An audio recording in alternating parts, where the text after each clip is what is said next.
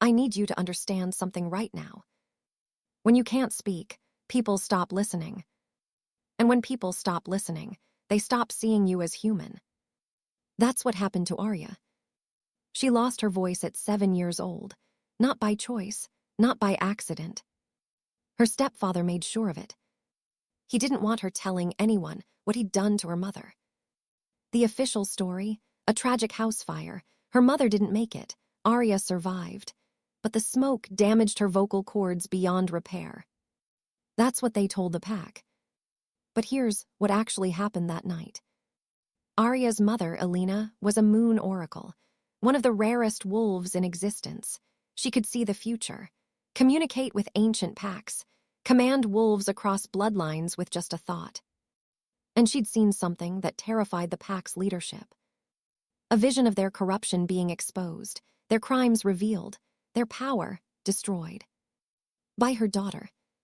So Marcus's older brother Thomas made a choice. He locked them in their cabin, poured gasoline around the perimeter, and lit the match. Alina tried to shift, tried to break through the flames to save her daughter. But Thomas had poisoned her earlier that evening with wolfsbane mixed into her tea. She was too weak. 7-year-old Arya screamed as the flames swallowed their home. Screamed as her mother shoved her toward the only window not yet consumed by fire. Screamed as Alina used the last of her strength to throw her daughter through the glass. Arya hit the snow hard. Her throat was raw from smoke, burned from the inside. But she was alive. Thomas found her there, unconscious in the snow, and made his second choice. He could kill her, or he could keep her close, make sure she never spoke, never revealed the truth. He pressed his hand against her burned throat and whispered, "If you ever make a sound again, I'll finish what the fire started." And when the pack found them, Thomas was cradling Arya, tears streaming down his face, playing the role of devastated stepfather. The hero who tried to save them both. No one questioned it. No one asked why a 7-year-old never spoke again. They just stopped listening. Omegas are supposed to be protected in a werewolf pack. But when you're broken, when you're inconvenient, you become invisible. Arya lived in a shed behind the pack house, not a room, not even a basement. A shed, where they stored old furniture and broken tools. That's where they put her. She was 23 now, 16 years of silence, 16 years of cooking meals she wasn't allowed to eat at the table, cleaning rooms she'd never be welcome in, existing in the margins of everyone else's lives. The pack had grown under Alpha Donovan's leadership, prosperous, powerful. But prosperity has a way of making people forget where the bodies are buried. And there were so many bodies. Arya saw them sometimes in her dreams.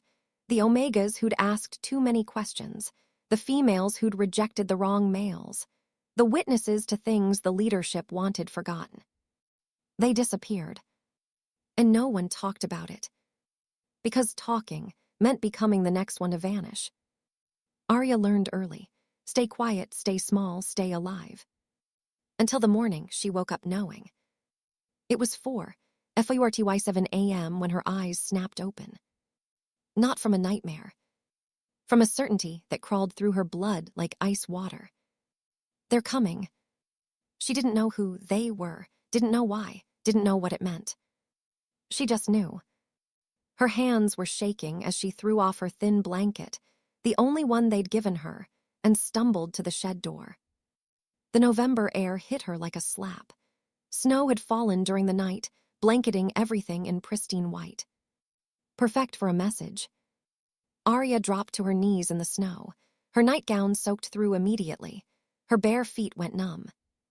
She didn't care. Her fingers moved with frantic purpose, drawing in the fresh snow. First, a large circle, 3 feet across. Then 30 slash marks around the perimeter. She counted each one twice to make sure. Exactly 30. In the center, she drew a wolf's head, jaws open wide, eyes hollow. And around it all, she drew symbols she didn't consciously remember learning. Crescent moons, stars, ancient pack markers. Her mother's language. She was so focused that she didn't hear the footsteps approaching until a shadow fell across her drawing. "What the hell are you doing?" Marcus, the current beta, Thomas's younger brother. He'd taken his brother's place after Thomas died 3 years ago. Heart attack, they'd said. Arya knew better. She'd seen him the night before his death, drunk and rambling about Alina, about the fire, about guilt. He'd died screaming. Marcus blamed Arya for it, as if her mere existence was a curse on his family. Arya looked up at him, her fingers blue from cold, her breath coming out in desperate clouds. She pointed at the drawing, then at the tree line, then at the pack house. Marcus's face twisted with disgust. "You've finally lost it, haven't you?" Arya shook her head violently. She grabbed his arm, her frozen fingers barely able to grip. She pointed again, more insistent. "Danger, coming, here. Get off me." He shoved her backward into the snow, hard. Her head cracked against the frozen ground. Stars exploded across her vision. "You're scaring the pups with this crazy shit," Marcus snarled. "Clean this up, now." Arya struggled to her feet, dizzy, desperate. She ran past him toward the pack house. She had to warn them, had to make them understand. "Where do you think you're going?" Marcus grabbed the back of her nightgown, yanking her off her feet. "You don't go in there. You know the rules." Omegas weren't allowed in the main house before 6 a.m., not allowed to disturb the important wolves. But this was more important than rules. Arya twisted out of his grip, leaving him holding a torn piece of fabric. She ran. Alpha Donovan's door was solid oak, imposing, a barrier between the leadership and everyone else. Arya pounded on it with both fists. Once, twice, 10 times. Her knuckles split, blood smeared across the wood. She didn't stop. The door jerked open.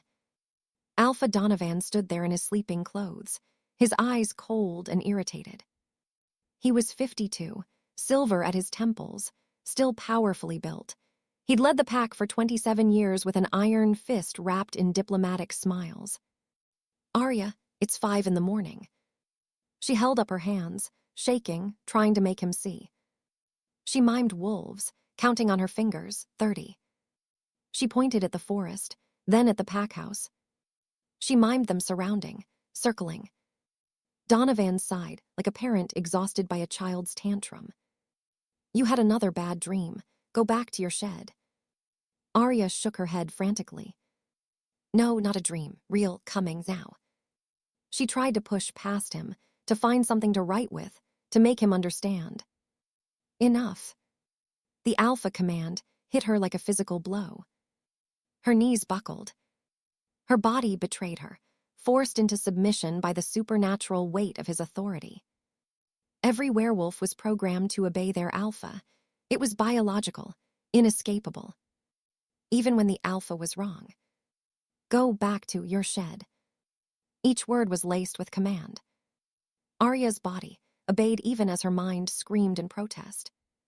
Her legs moved, walking away from the door, away from safety. Back to her shed.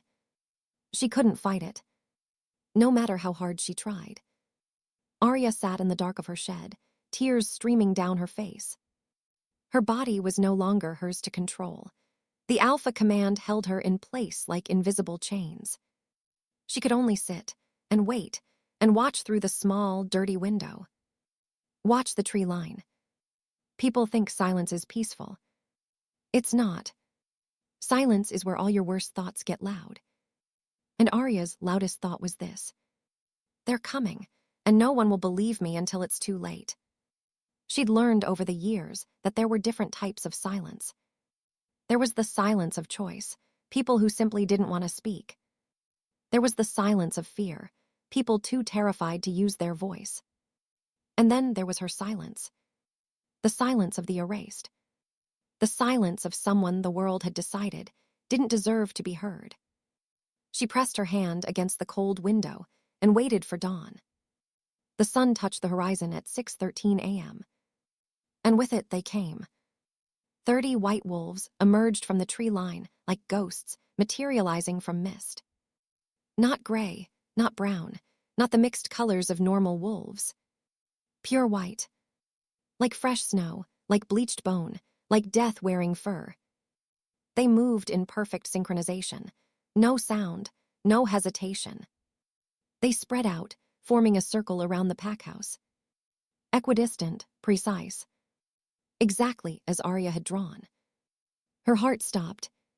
She'd seen them in her dreams for 3 nights straight, felt their eyes on her, heard their breathing in the space between her thoughts. But she hadn't known why. Hadn't understood what they wanted. She only knew they were coming. The first scream came from the kitchen. A young Omega named Sarah had been starting breakfast. She'd looked out the window and seen them. 30 pairs of silver eyes staring at the house. Not blinking. Not moving. Just watching. "ROGUS," she screamed. "We're under attack." The pack house exploded into chaos. Warriors poured out of every exit, shifting mid-run, their clothes shredding as fur and claws emerged. They formed defensive positions around the house, snarling and snapping.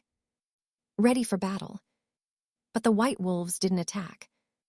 They didn't even move. They just maintained their circle. Waiting. Alpha Donovan shifted into his massive gray wolf form and stepped forward. "Who are you? What do you want?" He projected the thought outward, the way alphas could communicate across pack bonds. The largest white wolf, nearly twice the size of Donovan, tilted its head. But didn't respond. Marcus, in his dark brown wolf form, growled. "They're not answering. They're rogues we should attack before." "Wait," Donovan commanded. Something about this felt wrong. Rogues didn't organize like this, didn't move with this kind of precision. And they certainly didn't just wait. "What do you want?" Donovan shouted in his human voice, shifting back to stand naked in the snow, unashamed. A show of dominance. The white wolves remained silent. And then, as one, they all turned their heads. Looking at the shed. Looking at Arya. She felt their eyes like physical touch. Every single one of them focused on her. And she understood. They hadn't come for the pack. They'd come for her. Arya's hands trembled as she reached for the shed door. The alpha command had worn off with the sunrise. She could move again. She could choose. She could stay hidden, safe, let whatever was about to happen happen. Or she could step outside. Face them. Face whatever truth had been hunting her through her dreams. She thought about her mother. Alina had been brave, had seen the future and tried to change it. Had died protecting her daughter. What would she want Arya to do? Arya pulled open the shed door. The freezing air hit her, but she barely felt it. She took one step into the snow. Then another. "Arya, no," someone shouted. She didn't know who, didn't care. She walked toward the circle of white wolves. Every warrior in the pack started shouting at once. "Get back inside. Are you insane?" Someone stop her. But no one moved. Because they all saw what happened next. As Arya approached, the white wolves parted, opening a path directly to the largest one. The one with silver eyes that seemed to hold centuries of wisdom. Arya stopped 10 feet away from it. Her bare feet had gone numb. Her nightgown was soaked through. Her breath came in visible clouds. But she stood tall. And waited. The massive white wolf lowered its head. Then slowly it bowed. Every single one of the other 29 wolves followed. 30 white wolves, bowing to a mute Omega in a torn nightgown. The pack behind her went silent. And then Arya heard it. Not with her ears. With her mind. "We have been searching for you." The voice was ancient, neither male nor female. It resonated through her entire body. Arya staggered back, her hand flying to her throat. "You are the last daughter of the moon's bloodline, the only one who can hear us." Her chest tightened. She couldn't breathe. "You were silenced to hide what you are, but silence does not erase truth." The largest wolf stepped closer. And suddenly, Arya's mind flooded with images. Memories that weren't hers.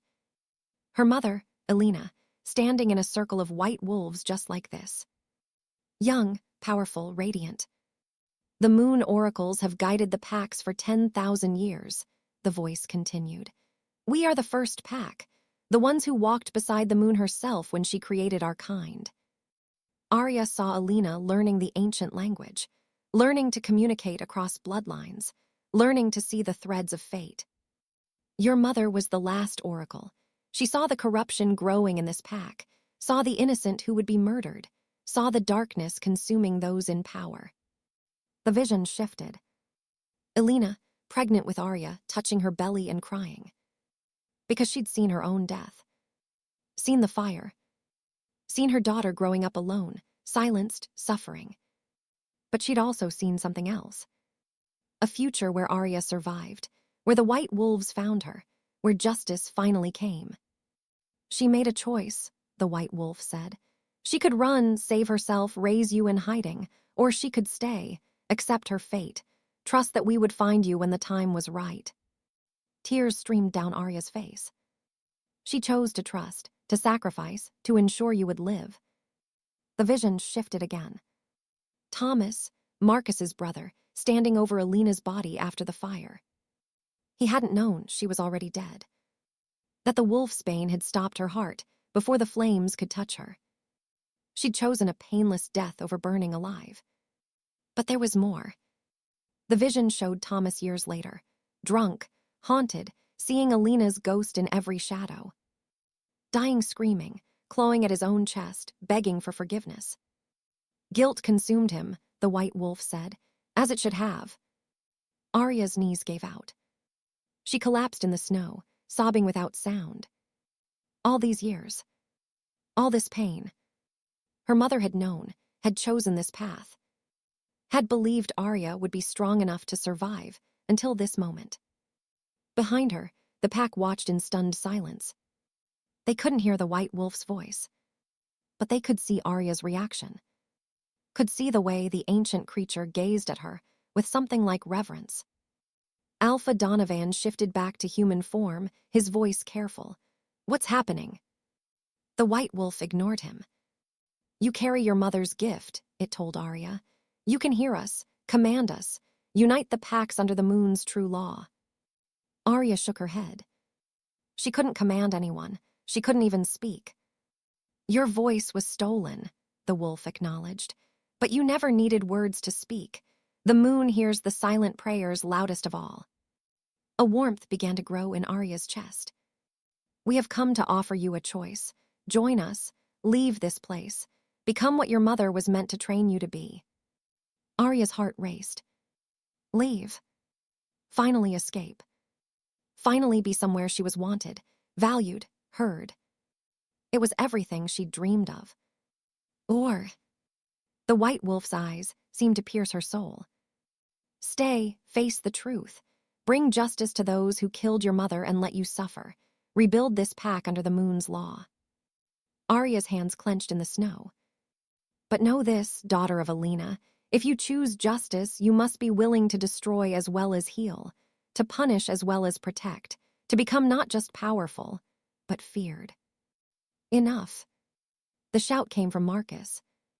He shoved through the crowd of watching wolves, his face twisted with rage. I don't know what kind of trick this is, but... Silence. The word from the white wolf wasn't loud, but it carried the weight of mountains. Marcus's jaw snapped shut. His eyes widened in terror as he realized he couldn't open his mouth. You, the white wolf said, are the brother of the murderer. You knew the truth. You helped hide it. Marcus's face went pale. You benefited from your brother's crime, rose to beta because the oracle who would have exposed your family's corruption was dead. The white wolf turned its massive head to address the gathered pack. For 16 years, this Omega has lived among you, suffered among you, and not one of you asked why a child lost her voice, why she lived in a shed while others had warm beds, why she bore scars that didn't match the official story. Shame rippled through the crowd. You stopped listening, stopped seeing, stopped caring. Alpha Donovan stepped forward, his voice tight. We didn't know. Ignorance chosen is as damning as action taken. The white wolf looked back at Arya. This is why the choice must be yours, Moondaughter. They do not deserve mercy, but mercy is not about what is deserved. It is about what we choose to become. Arya slowly got to her feet. Every eye, human and wolf, was fixed on her. For 16 years, she'd been invisible. Now, she was the only thing they could see. She looked at Marcus, still frozen by the white wolf's command. She looked at Alpha Donovan, shame and fear warring in his eyes. She looked at the pack that had ignored her, abandoned her, erased her. And she made her choice. Arya knelt in the snow. And she began to draw. Not a warning this time. Something else. The white wolf watched intently as her fingers moved through the fresh snow. She drew a circle, large enough for a person to stand in. Then she drew 30 smaller circles around it, each containing a crescent moon. And in the center circle, she drew 2 figures. One standing, one kneeling. Finally, she drew a scale, balanced perfectly in the middle. The white wolf's eyes seemed to glow brighter. You choose justice, not vengeance. Arya nodded. And mercy, but with conditions. She nodded again. Wise beyond your years, daughter of Alina. The white wolf lifted its head and addressed the pack. The Moondaughter has spoken. She offers you a chance you do not deserve, a chance to rebuild, to change, to become worthy of the power you hold. It turned to Marcus. But justice must still be served. Arya stood and pointed at Marcus. Then at the forest. The white wolf understood.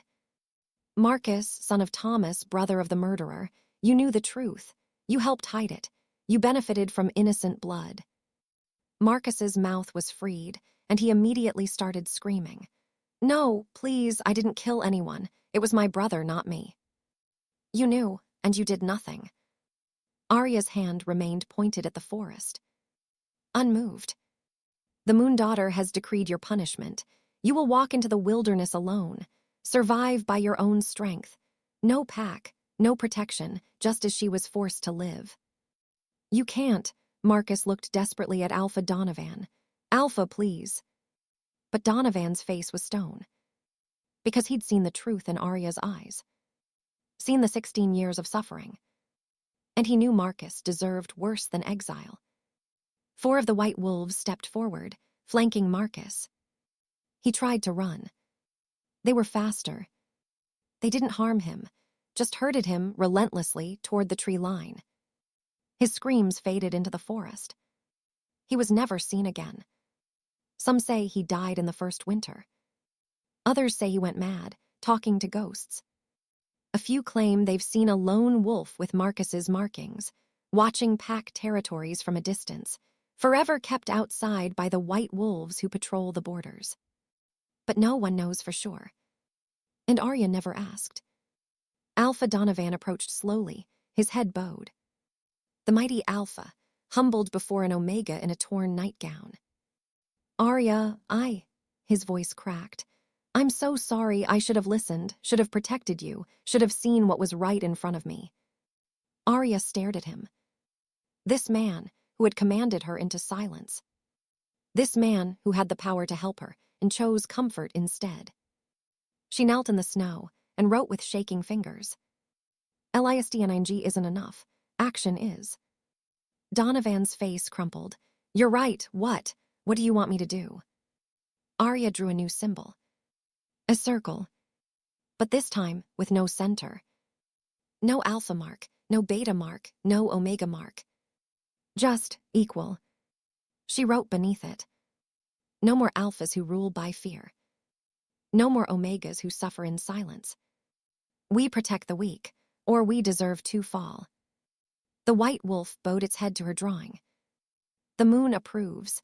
You have chosen to heal, not destroy, to rebuild, not abandon. Donovan looked at the gathered pack, at the warriors, the mothers, the pups.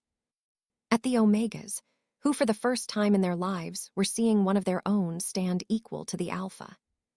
"She's right," Donovan said, his voice carrying across the snow.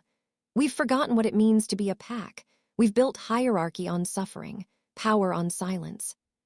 He turned to Arya and did something no alpha had done in living memory. He knelt before an Omega. "Teach us, help us change. I'll step down if that's what it takes, but please don't leave us to fail." Arya's eyes widened. She hadn't expected that.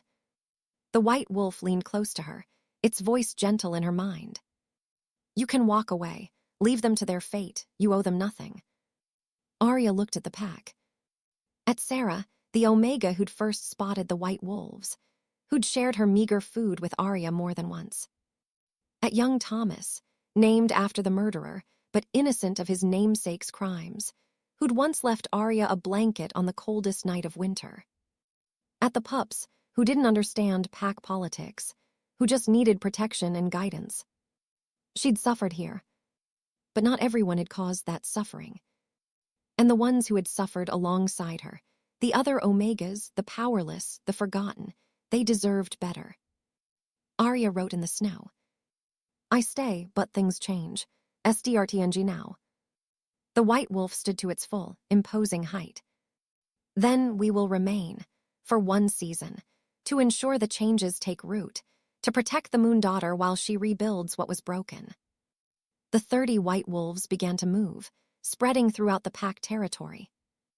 Not as invaders, as guardians. The largest wolf turned back to Arya one last time. "Your mother would be proud. She saw this moment, knew you would choose the harder path." Tears streamed down Arya's face again. "But there is one more gift we offer." The white wolf touched its nose to Arya's forehead. Warmth flooded through her, not painful, like sunlight after years in shadow. It concentrated in her throat. She gasped, still silent but feeling something shift. "We cannot restore what was stolen," the wolf said. "The damage is physical, permanent." Arya's heart sank. "But the moon hears all languages, including the one your mother spoke, the one that requires no voice." The warmth in her throat spread outward into her chest, her heart, her mind. "You will never speak as others do, but you will always be heard, by any wolf who carries the moon's blessing, by any creature who honors the ancient pacts." Arya felt it settle into her bones. A connection, a frequency, a language older than words. She thought, "Can you hear me?" Every wolf in the clearing, white and pack alike, turned to her. Their eyes widened. "She's in my head," someone gasped. "I can hear her," another whispered. "How is this possible?" Arya's hand flew to her mouth. She still couldn't make a sound. But she didn't need to. Because now, everyone could hear her thoughts. Her voice. Not her vocal cords, her soul. The white wolf bowed one final time. "Welcome to your birthright, Moon Daughter. Use it wisely." The next 3 months transformed the pack. Arya didn't become alpha. She became something they didn't have a name for. Counselor, judge, bridge. When disputes arose, both sides came to her. When decisions needed to be made, her opinion carried as much weight as Donovan's, sometimes more. When Omegas were being mistreated, her mere presence made the abuser stop. Because everyone knew. The white wolves were watching. And they answered to her. Slowly, the hierarchy began to shift. Omegas were given better housing, better food, a voice in pack meetings. Warriors who'd abused their power were stripped of rank. Alphas who'd ruled by fear learned to lead by example. It wasn't perfect. Change never is. There were those who resisted, who missed the old ways, who whispered that Arya was a curse, not a blessing. But those whispers died when they saw what happened to the last person who tried to hurt her. A former enforcer named Drake had cornered her in the forest one evening, drunk and angry about his demotion. "You've ruined everything," he'd snarled. "I'm going to finish what should have been done 16 years ago." He'd shifted into his wolf form and lunged. He never reached her. 3 white wolves materialized from the shadows and slammed him to the ground. They didn't kill him, just held him there, silent and unmoving until Arya arrived. She looked down at him with those quiet, knowing eyes. And she'd thought, you have one chance. Change or leave, choose. Drake had left. Most who resisted made the same choice. And the pack became stronger without them. On the first day of spring, the white wolves gathered at dawn. Arya met them at the same spot where she'd drawn her warning in the snow. The snow had melted. Flowers were beginning to push through the earth. Our time here is complete, the largest wolf said. The pack has changed. The Moon Daughter is safe. Arya felt panic rise in her chest. Don't go. I still need you. You needed us to help you find your strength, but that strength was always yours. We only reminded you it existed. What if I fail? What if it all falls apart? The white wolf's eyes were kind. Then you rebuild again. That is the nature of change. It is not a destination. It is a practice. Arya's eyes filled with tears. Will I ever see you again? When the moon calls, we answer. And we will always answer you, daughter of Alina, but you must learn to stand without us, to lead without fear, to know that your voice matters not because we validate it, but because it simply does. The white wolf touched its nose to her forehead one last time. Your mother left you a legacy of sacrifice. Transform it into a legacy of change. That is how you honor her. And then, as silently as they'd arrived, the 30 white wolves faded into the forest. Arya stood alone as the sun rose. But she didn't feel alone. She felt ready. 6 months later, Arya stood in the center of the pack meeting hall. It had been remodeled. The Alpha's throne, a massive chair on a raised platform, had been removed. In its place was a circle of equal seats. Alpha, Beta, Gamma, and 3 Omega representatives. Arya sat among them. Not as an Alpha, not as an Omega, as herself. We've received a request from the Northern Pack, Donovan said. Their Omegas are being abused. They've heard about our changes. They're asking for help. All eyes turned to Arya. She felt the weight of their expectation. Felt the familiar urge to shrink, to hide, to let someone else decide. But she didn't. She sat up straighter. And she thought, projecting to everyone in the room. We help them. We show them what we've learned. And we keep spreading the change until every pack remembers what we're supposed to be. Protectors, not predators. Donovan smiled, then were agreed. And for the first time in 16 years, Arya smiled too. They say the lone wolf dies, but the pack survives. But what they don't tell you is this. Sometimes the pack needs to be reminded what it means to survive together. That the quietest voice can carry the loudest truth. That being silenced is not the same as having nothing to say. And that justice is worthless if it doesn't include mercy. Arya never spoke again. Her vocal cords never healed. She would never sing, never laugh out loud, never scream. But she didn't need to. Because the moon had given her something better than a voice. It gave her a roar that every wolf in every pack could hear. And when she spoke, the world listened. Not because she was powerful. Not because she was alpha. But because she had earned the right to be heard the hardest way possible. Through suffering. Through survival. Through choosing to heal instead of harm. Years later, when other packs spoke of the Crescent Pack's transformation, they spoke of many things. The white wolves who came at dawn. The corrupt Beta who vanished into the forest. The Alpha who learned to kneel. But most of all, they spoke of her. The mute Omega who drew a warning in the snow. Who faced 30 wolves alone. Who chose mercy when vengeance was deserved. Who rebuilt an entire pack with nothing but silent truth. And they learned that the most dangerous thing in the world isn't the loudest voice. It's the quiet one you should have been listening to all along.